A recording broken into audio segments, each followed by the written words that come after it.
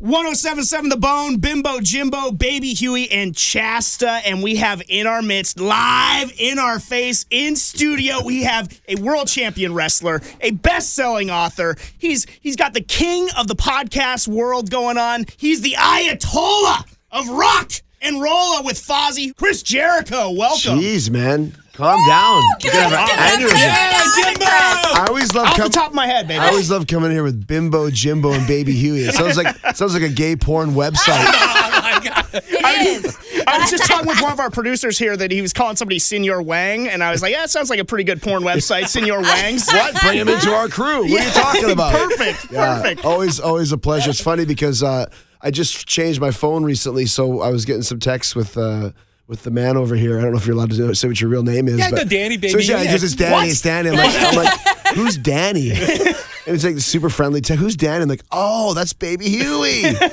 So I put you in as Baby Huey. I got a lot of Dannies on my phone, but there's only one Baby Huey. Baby. Yeah, oh my God. absolutely. Interview over. We don't even need to have Done. to go any Gauntlet further. thrown. You just blew his head off. I assumed you changed your phone number because of Baby Huey. I figured that was the cause. Well, so that's what happened. So, Chasta, you know the backstory. So, last Friday, we were over at Chase Center getting ready for Metallica's concert, and we were doing the whiskey tasting and all that stuff. And earlier in the day, the night before, I texted Jericho, and I was like, hey, you're in town next week. You want to do something? I didn't hear back all night, and I was like, Devastation. uh-oh. Devastation. He's just avoiding me. I'm like, oh, crap. And then I sent a DM. Ghosting. I sent a DM. No, I sent a DM to you. Yeah, just so out of that was coincidence. the funny part. So I sent a DM on Twitter, and then later on the day, you sent me a DM on Instagram. Right. And I was like, oh my God. And then we exchanged. And that's the thing. I changed my number last year. It's like the first time I kind of purged everything for the last 20 years. Really? And I still have people like Phil Demmel. He lives here in San Francisco. He's like, dude, like, do you not like? He emails me. Don't you like me anymore? I've been texting you for like 3 months. I'm like, dude, I changed my number. Sorry, I forgot to tell you. If I text someone that was my friend for like 2 or 3 months, I would text a mutual friend and say, hey, did so-and-so change his number? But some people, there's probably some people out there that think I'm still mad at them because I haven't texted I should back, text so I a demo. apologize. Got Be like, heat hey. now. Yeah, exactly. Now, But we're Chris, all here. It worked out. Are you aware that he calls you his celebrity bestie? Did you know that? I did not know that. Okay, so I got to fill you in because there's actually you're getting in the ring with somebody you don't even know this yet. I've already planned this out. Okay. So yeah, it's on me. So he calls you his celebrity bestie. So my celebrity besties, I have two, are both stand-up comedians, Joe Coy and Kamau Bell from CNN. They have both agreed to do a celebrity bestie battle with you. Now, it's going to take two of them to go up against you, obviously. Maybe one on top of the other. I don't know. But are you in? I love how people just say, we'll just have a wrestling match. It's like, no, it doesn't work that way. It doesn't work that way. We'd be better off having a stand-up comedy off than a wrestling match. You'd still win. I get this all the time, and I specifically shy away from it. Anytime they ask me to do something on a TV show or whatever, it's like, just go in the ring with them and like hit him with a chair. It'll be great. It's like, no, it's not great. It's never great. It always sucks because there's an art form to it. It'd be like, hey, go on stage and play guitar with Metallica. It'll be great. Just go do it. Do it. It's about the same. If you don't know how to play guitar, you're going to look like an idiot. And if you don't know what wrestling is, you look like an idiot. It's just like Dancing with the Stars. The thing about dancing is everybody, when they don't know how to do it, tries to be funny. Yeah. Same with wrestling. When you don't know how to do it, you go, I'm going to beat you. It just looks so stupid. So awkward. So I always just say, I remember one time they wanted us to do something with David Arquette on the George Lopez show. And David was a champion, WCW champion years ago. He's now back in wrestling. He's a great guy. He's just a lovely fella. A lovely fella. And George was like, okay, our George's people, are you going to get in the ring? Because like, no, we're not. Here's what we're going to do. We're going to have a sing-off. And we sang Total Eclipse of the Heart. Oh, my God. I sang half. He sang half. We went back and forth. And it was like, great. It's like fun stuff. That's what you want to do. So you tell Joe Coy and Hyper McGee or whatever his name, or Kamau, that we'll sit down and we'll come up with some kind of we'll do an improv sketch or something like that. Now that I'm all over. I love that. That's my style right there. Yeah. Dude, that would be awesome. Okay, game on. Chris, I mentioned in the intro, you're doing so many things. Like what motivates you to do all these things, to be a part of so many worlds, and how do you find that balance? Well, the biggest one is I've told this before. You're a Renaissance man. Thank you. I always think Renaissance man like a guy with like a flowing. Yeah, like not a Renaissance fair. You're a Renaissance man. Eating a big turkey leg. Yeah, I mean, when I was a kid, I wanted to be in a rock band and I wanted to be a wrestler. Since probably I was about, I'd say, 12 years old or maybe even a little bit younger, and just decided that's what I was going to do with the innocence of being a kid. And then as you get older, everyone has, opinions of, oh, you'll never do that, or that's crazy, or you're stupid. And I just early on said, why do I care? Or why do you care what I want to do. I don't care what you want to do. Just go do it. So I really got very motivated by that at a young age. And it's interesting because my kids are 16 and 13, and so they might know what they want to do. Or I knew what I wanted to do when I was like 12 years old. And it made it very easy for me to go through high school and get it through everything. Because I know this is what my final goal is. So once I made it in wrestling and then made it in music, now you become dangerous because your self-confidence, I'll try anything if I feel I can do it. Because why would I bet against myself at this point? That's where the podcasting came from, or writing books, or acting, or radio shows, or any of these other things that I do. It all stems from the fact of, it sounds like something cool, I'll just give it a try. And that's kind of where it all comes from. Wow. So, Chris, right now it's a really busy month for you, the month of September. You're touring with Fozzy around the country. Even a few weeks ago, you had the show with Nickelback. How was that for you? Great. I mean, it's so funny. We played with them the first night. I saw one of their set lists just happen to fall into the ground, and I walked by and looked at them like, wow, I forgot about that one, and I forgot about this one, and I forgot about that one. And there's a couple that I didn't know by title, but when I watched the gig, I'm like, oh, I know that one. They literally have 20 songs that you know. So yeah, it was great playing with them. It was a great mix, and it kind of teed us up for, we did Nickelback 2 weeks ago, and then we're doing Iron Maiden on Saturday. Like, that's a pretty good, diverse selection of headliners to go with. AJ Kirsch is an unapologetic, huge Nickelback fan. Oh, yes, he is. I am too. I mean, I'll tell you what, like I said, it was great to see them, and if they asked us to play with them again, we'd do it in a second. That's awesome. So I want to ask you about, just in terms, because you said last time you were in here with us talking about Fozzy and everything, you had a line, I believe was you guys were a 15-year overnight success. Right. And so just reflecting now on the past year or so of all the success that Fozzy has had, and really just exploding, just what has that been like, and just how gratifying was that for you guys? I think it was really when Judas the song came out and became kind of the elusive hit single, that I think we're at 32 million views on YouTube or something like this. It puts things in a different world. And then Painless and Burn Me Out were both top 10s following that up. It just really took us to a different level. And people say, are you surprised? I'm not surprised, because I knew it was going to happen.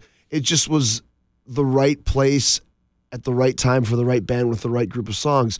So the best part of it was we were ready for it. When the record exploded, we had a great rock and roll band that was very tight, that had been playing for years. Like you said, a 15-year overnight sensation. So we were very prepared for all these successes and all these big opportunities, like, once again, playing with Nickelback, or the Iron Maiden Stadium, which is, I'll tell you the story in a bit. Like, to know that we're going to be doing a stadium with Iron Maiden, like, you can't be a band that doesn't have confidence. You can't, because you'll get eaten alive by the fans, by the production. But we know exactly what we're doing.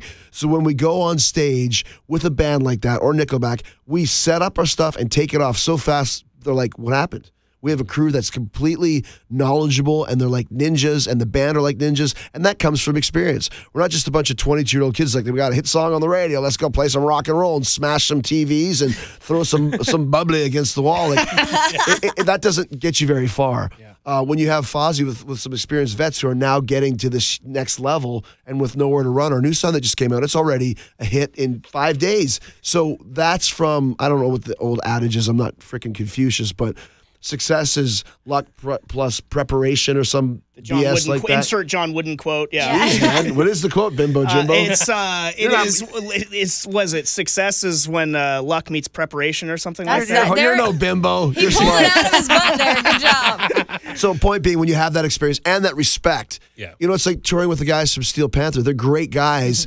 With all the success they had, they're still very humble, because they know Steel Panther as a concept, as a project, was their last chance. They were Hollywood musicians for years, LA Sunset Strip guys. They just never made it.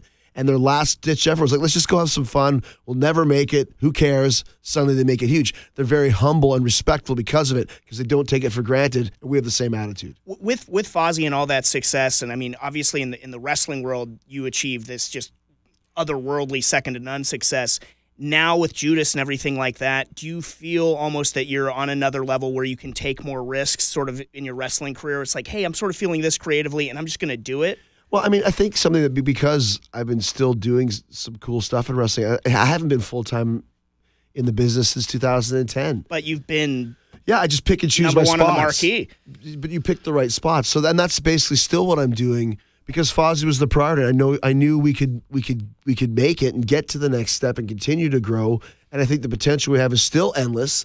I'd expect nothing less than arenas for us in the future, but you have to put the time in and you have to put the work into it. So wrestling, I've gotten to the certain level, but you still, if you want to stay on top, still have to put your focus in that as well. And that's why you see, like last year, I think I had 5 matches maybe. Mm-hmm.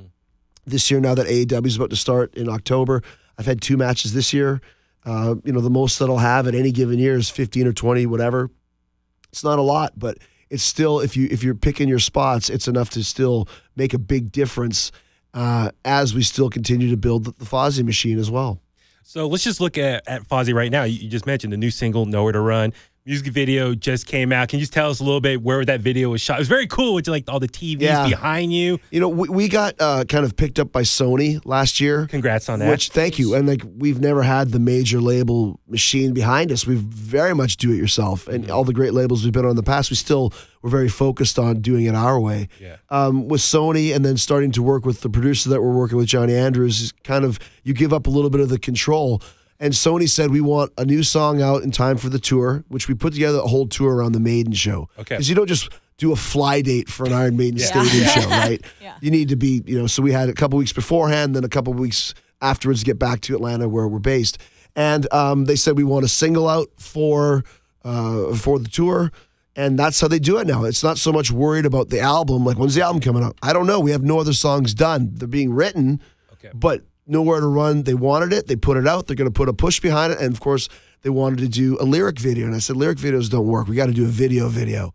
So we came up with the concept Rich did of the TVs kind of flashing, and we wanted kind of just a live type of a thing, because what do you do in a video nowadays that hasn't been done 1,000 times before? Yeah. And even with this, we're like, we got all these TVs, this is great, it's awesome, and some guys like, yeah, that's Def Leppard, Armageddon. I'm like, what? Really? And we go watch it, like, 30 years ago, they did kind of a primitive version of what we did. Yeah.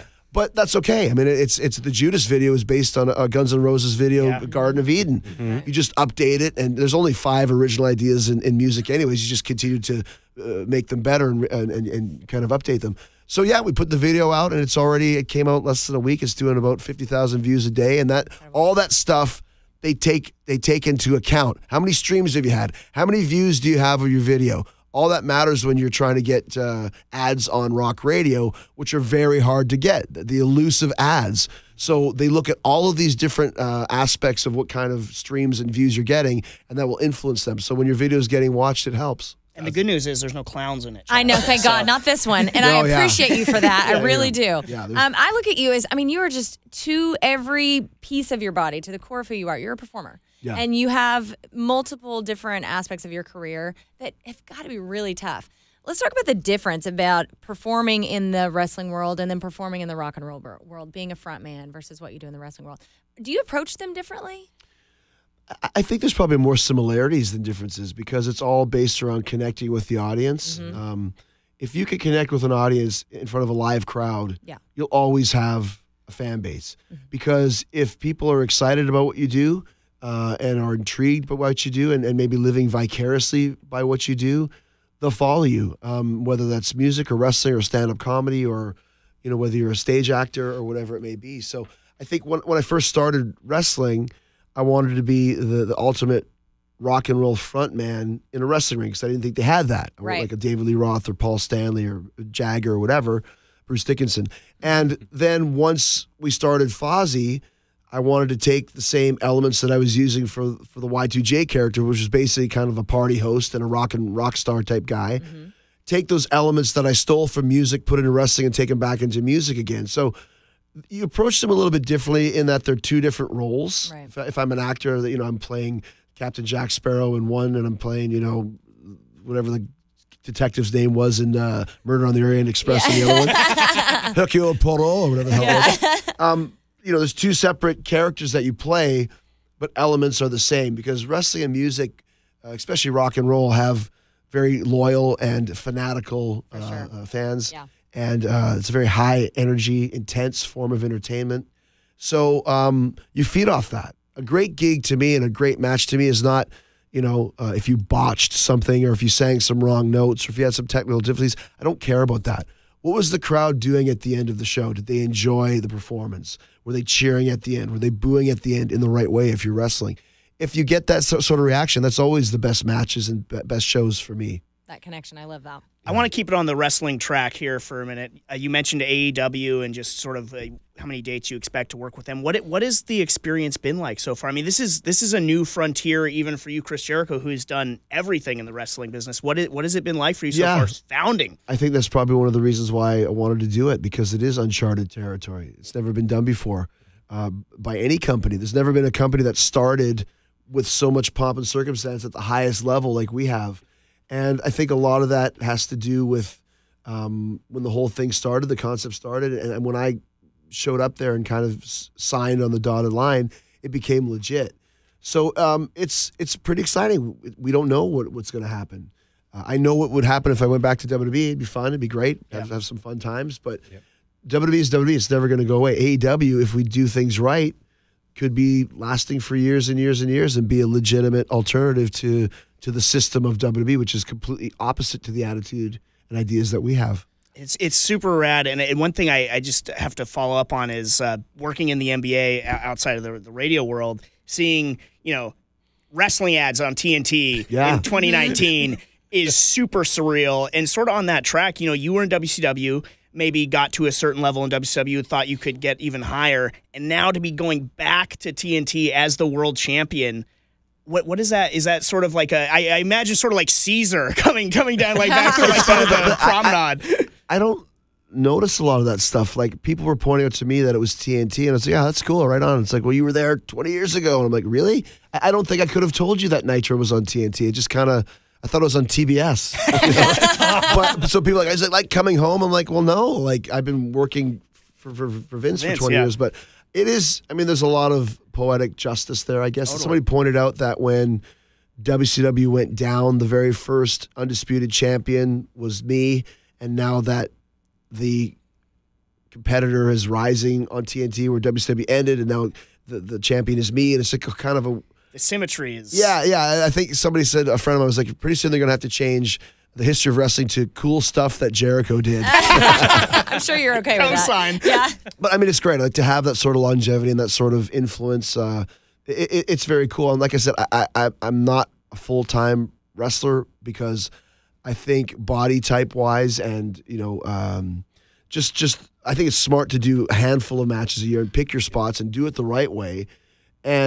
But also too, I mean, you can't teach experience. So that's one thing that I have, that no matter what happens, I can take it and make it good. So that all adds up as well. Well, so Chris, you just mentioned that, Jericho's got to do a lot of fun things. And you just mentioned, do you ever take a moment to just reflect on kind of your legacy as far as what you've been able to accomplish? And how much does it mean to you right now in this moment in your life that with AEW and all the momentum it has right now, that at this point in your career, you could help get a new company over? That must be so rewarding, the potential thought, if we can make this company last for years to come, as you said, you could easily just stay in WWE, did your thing there and be fine with it. But a nice little, the nice bow on things. It was a cool kind of opportunity because to get a company rolling in wrestling, because you hear it all the time. I'm going to start a wrestling company. It's like, okay, sure, whatever. You need three things. You need money, which the Khan family has, and they also have Tony Khan's got such a passion for wrestling, which you can't replace. He understands the business, and most corporations don't. And if you don't understand wrestling, you're going to lose your money right away. Two, you have to have a great TV deal, which we got with TNT. That's a great TV deal. It's a stronger network than USA Network is. Excuse me. And three, you have to have 6 to 8 legit main eventers that you can base your show around. And even better, if they're fresh, that no one's ever seen, that adds to it as well. And you talk about a 15-year overnight success. That's what some of the guys in AEW, when you're talking about Omega and Young Bucks and Cody's been around, but not like now, Hangman and MJF, these are guys that no one's ever seen before that chose not to go to WWE. These are not cast-offs. It's this is kind of these guys said, no, we don't want to go to WWE. We want to continue to do things our way. We don't want to do it in that system. So I think it's going to surprise a lot of people when you go, oh my gosh, who are these guys? They're great, and we've never heard of them. Or are they Japanese? No, they're from California and Winnipeg and New Jersey and Atlanta. What? Yeah. Why have they never been on WWE? Because they chose not to, and that's kind of, I think, the real secret as to why AEW has a chance to really go places. God, Chris, I'm so impressed with your career. It just amazes me what you take on. Two-part question. Have you always been this confident? Like, were you like a 3-year-old that's like, yeah, I'm going to take on the world? Like, was that you?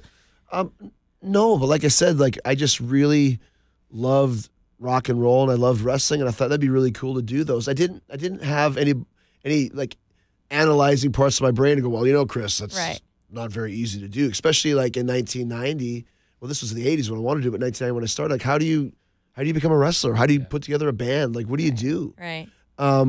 So I just had a confidence that like I really want to do this, and until I show myself that I can't, I'm going to continue it. Whether it's, okay, last month I worked 1 match. Mm-hmm. This month I have 2 matches. Wow. Yeah, yeah. And last month I made $30, and this month I made $60. Well, that's moving forward. So you're just building little I think at a time. so. And then, like I said, there's a fine line between confidence and arrogance. I don't think I'm arrogant, but I'm super confident, especially now. Yeah. So yeah, I always was a showman too. Like even when I was a kid, I was doing my own radio shows, and when video cameras became a thing, we'd always make our own movies. And I was the star of the high school play, but I chose to be the bad guy. I thought it would be more fun. Of course. Oliver Twist was the play, and Bill Sykes was the bad guy. That's funny. So yeah, I guess I just realized early on that, like, I remember I went to journalism school because I had to kill some time before I was old enough to go to wrestling school. So I got a degree in journalism, and they used to send me out the local paper to like, okay, go do the water polo meet, and then there's a CFL fashion show, go cover that. And I realized, like, I don't want to be behind the scenes. I want to be in the fashion show. You're meant to be, right? Yeah. So that all kind of stemmed. Like, I have no other choice. I'm not going to be a banker. I'm not going to be working downtown, doing whatever. I have to perform, and if that means playing an acoustic guitar at a Starbucks for 50 cents, someone throws their change in there, well then I'll do that. So I think that's where it started from. I gave myself no backup plan. Making me all teary-eyed. You should be my life coach. I know. Yes, I need Jericho in my life. I wrote a book, the last book I wrote. Yeah. It's phenomenal. Thank you. Yeah, it's kind of a self-help book called No is a 4-letter word. And I believe that no is like a curse word because people throw that word out and it hurts people's feelings. No. Because it's a lot easier to say no than it is to say yes. Mm-hmm. And I think people accept that very easily, and I never accept no for an answer. And I'm not talking about no from you ask, a girl at the high school prom, she says no, and you stalk her. That's what I'm talking about. I'm talking about. Don't get it twisted. Don't get it twisted. I'm talking about just in life in general. There's always a way to get something done if you want to do it. There always is a way. The easy response is just say, oh, no, it's going to be too hard. Bullshit. Sorry, beep it. You have to look at ways why things can happen rather than look at the easy way why thing is not going to happen. These are the things I'm trying to teach my son. Yeah. Right? When you're looking at your kid, and those are the things you want to instill in them. Yeah, exactly. I cannot stress enough to everyone out there watching this or listening to this to read your book, No is a 4-letter word, because I couldn't put it down. I read it in a day, and it truly inspired me to make some changes in my own career and everything like that and just moving forward. And I love the chapter, sort of what you were alluding to, where I think you were talking to a friend about if you could make a show or not. And it's like BS. Like, if you want to do something, you'll find a way to get it done. Yeah. Like, everything else is just an excuse. You going to the Fozzy show? I got to work the next day. And I don't know. It's like, well, no. I got to work the next day at 7. And who cares? When am I going to get the chance to see this band again, whether it's Fozzy or Trivium or Iron Maiden or whatever? And I have to take a bus. Well, then you go take a bus, and then you go to the show, and you go afterwards. You go, that was great. I'm really glad I went. You always are glad you went, right? Always find a way. If you want to do something, you make it happen. I always say, choose the bigger life. Like, when you're asked a question, what makes the bigger life? Go to the show. Yeah. Take on the thing. Start the business, whatever it is. Do stuff. Make things happen. Yeah. Like, the concept of the book was based around principles that I had learned from family, famous people, fictional characters. And I mean, I think it starts off with the Mike Damone principle, which is the Fast Times at Ridgemont High, the ticket scalpers. Like, no matter where you are, that's the place to be. Yeah. Look at this. Isn't this great? If you walk through life going like, this is the best place in the world to be right here on Baby Huey's show, like, seriously, I don't want to be anywhere else. This is the place to be. And I think when he's looking at his camera. You bought $50 worth of effing film. You don't even own a camera. Come on, Matt. But all that stuff matters. Like, if you go through the day with a positive slant, it's just going to make everything better. Mm-hmm. And you're going to do it. Like, you got to take the garbage out. Well, I take the garbage out. Well, take the garbage out. Go enjoy the midnight air. Take your dog with you. Whatever. You got to take the freaking garbage out. So do it with a good attitude. and it'll make you feel better. So good. I'm buying the book today. It's happening. Is it on Audible, by the way? Yeah, it is. I actually read that one. I'll tell you what, man. Because I love when authors read their own books. The one before that, I got in a fight with the company that bought it. I was like, these guys are idiots. Like, I'm not doing it. Yeah. And so they got some Shakespearean actor to do it. No. But he didn't know like kind of the slangs and stuff. Like, what's Rey Mysterio's finishing move? The 619. Right. Yeah. He was calling it the 619. Oh, jeez. And Rey Mysterio went for the 619. So my God. all I'm getting are all these texts from people like, oh, he's mispronouncing the name and he's 619. I'm like, okay, I'm going to read the book. This was one of the hardest things I've ever done. Sitting there reading a freaking book. Do you know how long it takes For like to read 8 a hours? book? Yeah. 12 hours. Yeah. Oh, that's brutal. And you read it, like if you say like, and then he went to the, I'm sorry, I got to do it again. And then he went to the store, got to do it again. And then you start getting mad at yourself. And it's like, dude, that's hard. That was the hardest one. So you better buy it on Audible. I'm doing it right now. Picking up my phone. I'm doing it right now. No, I was just going to say, just to go off what Chris says, I do agree. Just like, Chasta, last Saturday I did that Metallica fan club party. He was scared to death. I was scared to death. I was by myself, 400 Metallica fans. You hosted it? I hosted a panel with some like legendary thrash guys from the scene. Like who? Craig LaCicero used to be in a band Forbidden Evil. Also, Will Carroll, the current drummer of Death Angel. Nice. And Harold O, who's taken all the legendary photos, Murder in the Front Row book. And the guy putting it on asked me to moderate this. And we were the second panel after the Cliff Burton panel. Wow. Ray Burton was there, Mike Borden from Faith No More. Like, all these heavy hitters are on before me, and all the Metallica fans from around the world in this small room are staring at him. You do not want to make a mistake in that room. I was sweating, and I was like, oh my God, these guys, if I say the wrong thing, they're going to eat me alive. I was tempted to like come up with the excuse just to leave. But I stuck it out. I did it. I'm so happy I did it. And as you said, it's just those moments where it's like, I don't want to regret it. That was the main thing. If you didn't do it, you'd always feel bad. And the thing is, too, you're a fan. You're a legit fan. So you're not going to say anything that people are going to jump and kill you for. Yeah. That's one thing that's great about rock and roll, heavy metal specific. If you're a fan of a band, especially now, in the 80s, if you were a Metallica fan and you liked, Warrant, that's grounds for death. Yeah. Now it's like, if you're a metal fan, like, you're everybody's cool. Like there's not that delineage anymore of you're a poser, you're this or that. You're on the radio, you're a Metallica fan, it shows. I bet you probably did a great job. I like to think so. We went like the guy had to wave me to like Indig. We had so much to talk about. So I'm just glad. And the guys were like, wow, you knew all that stuff? I'm like, yeah, I lived in the Bay Area my whole life, been a longtime fan. It just was coming to me. Exactly. So I was like, whew. I was like, I'm good. I survived. Confidence comes in. Congratulations. We're going to let you get out of here, Chris. You've been super generous with your time, but we have to ask you about the AEW World Heavyweight Championship and the sort of the whodunit heard around the world with it being stolen. And you turned that into such an incredible positive that I was just like hats off. Like it was one of those things where it's like, was this planned? But I know it wasn't. But it was just you really turned it into a great positive. I'm not sure. But that's what I wanted. I mean, this is something I learned from Vince McMahon. Take a negative and turn it into a positive. And it's still one of the strangest stories. No one really knows. And and this is no joke. There's literally FBI agents on this case. And the one thing that pissed me off was when people, Jericho lost the title. As if I just put it down like like the absent-minded professor and like, I'll put my belt down over here and. Well, not even just walking down the street. I'm going to put on this garbage. Oh, look, there's a birdie. Oh, where did it go? It's a very strange story, and I couldn't even begin to tell it to you in 20 seconds because there's like 15 suspects. Not even kidding. Bottom line was, when it happened, it was a potentially kind of an embarrassing situation. So take the negative, turn it into a positive, make a storyline out of it. And the worst part of it all was, we had so much great stuff going on when the stupid cops found it, or not even, sorry, rephrase that. When somebody turned it in, who found it on the side of the road, on a road, by the way, that was nowhere near the road that we drove down. Interesting. And happened to turn it at the same time when the owner of the limo company was in the station. I've got it all in film. Interesting. Anyways, I don't want to get into too much, but then the cops posted a picture of them with the title and ruined the whole thing. We could have worked it for, whatever. Yeah, absolutely. It is what it is. And then that led right into the little bit of the bubbly thing, which is just the dumbest thing ever. But it's so crazy there's over. literally over 100 memes, videos, GIFs about a little bit of the bubbly. Like the best one was I just saw the other day was have you seen the Silence of the Lambs one? Yes. Yes. A census taker tried to test me once, Clarice.